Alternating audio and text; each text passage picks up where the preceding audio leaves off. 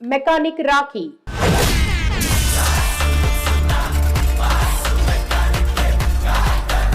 Young hero Vishwak Sen ప్రయోగాత్మకమైన సినిమాలు తీస్తూ తెలుగు ప్రేక్షకులకు అతి తక్కువ కాలంలోనే దగ్గరైన నటుడు.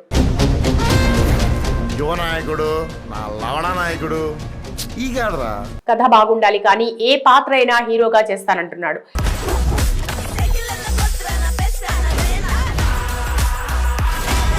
తాజాగా తన నూతన చిత్రంలో భాగంగా మెకానిక్ రాఖీలో నటించాడు.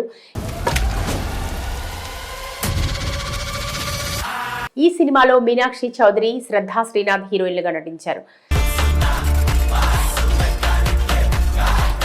రవితేజ ముళ్లపూడి దర్శకత్వం వహించిన ఈ సినిమా ప్రేక్షకుల ముందుకు ఈ నెల 22న విడుదలవుతోంది.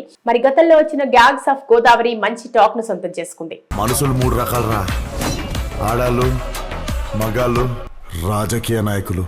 ఇప్పుడు సరికొత్త కాన్సెప్ట్ తో రాబోతున్న ఈ మూవీ ఏమాత్రం సక్సెస్ అందిస్తుందో చూడాలి. ఇదిలా ఉంటే ప్రమోషన్స్ లో భాగంగా ఈ సినిమా ప్రీ రిలీజ్ ఈవెంట్ వరంగల్లో నిర్వహించారు. మనకి షేప్ అవుట్ చేసుడే కాదు,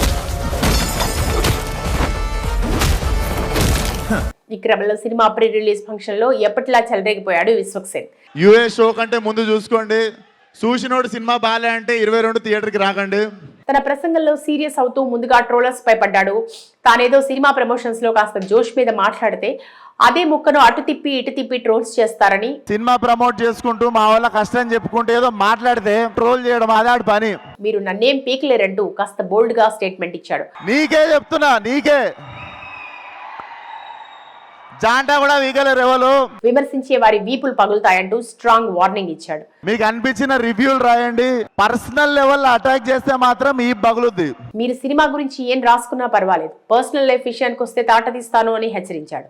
మేము ఇట్లనే మాట్లాడతాం, మా సినిమాని ఇట్లనే ప్రమోట్ చేసుకుంటాం.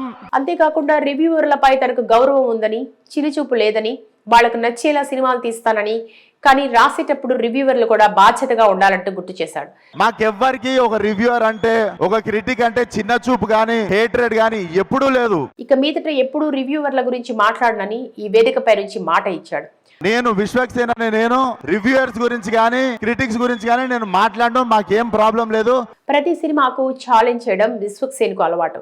ఈ సినిమా కోసం కూడా అలాంటి ఛాలెంజ్ ఏదో చేస్తాడు అనుకున్నారంతా, కానీ ఈసారి రివర్స్ గేర్ లోకి వెళ్ళాడు. ఛాలెంజ్ ఇస్తారా ప్రతి సినిమాకి?